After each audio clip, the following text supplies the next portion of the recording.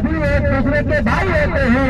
तो आप अलैहिस्सलाम की जब ये बातें सुनी तो आप अलैहिस्सलाम की बातें सुनकर तो वो जो गुलाम था उतना का अब्बास और आप सल्लल्लाहु अलैहि वसल्लम का प्यार देखकर आप सल्लल्लाहु अलैहि वसल्लम ने उनको कलमे की दावत दी तो वो आप अलैहिस्सलाम पर ईमान लेकर आया। ये ताइफ का पहला शख्स था जो आप अलैहिस्सलाम पर ईमान लेकर आया था। तो फिर आप अलैहिस्सलाम ने उनको कलमा पढ़ाया।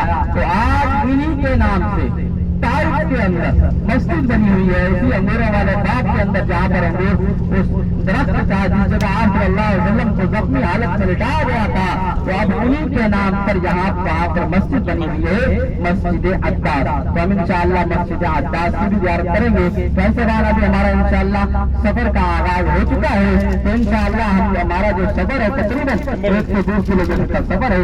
वहाँ पहुँचकर इंशाअल्लाह जो हमारी सबसे पहली जो हमारी ज़ियारत होगी वो होगी मस्जिद अब्दुल्लाह बिन अब्बास रज़ियल्लाहु ताला अन्हु। हज़रत अब्दुल्लाह बिन अब्बास रज़ियल्लाहु ताला अन्हु आप सल्लल्लाहु अलैहि वसल्लम के बच्चा आजाद भाई थे।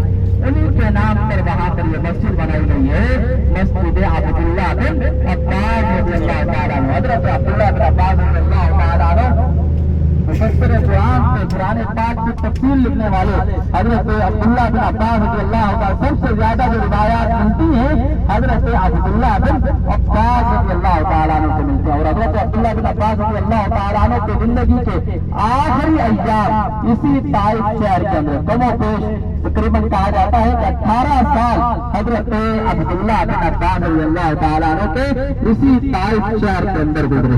हर जबान इसी मस्जिद के अंदर वहाँ पर लाइब्रेरी बनी हुई है, मकतबा अब्दुल्लाह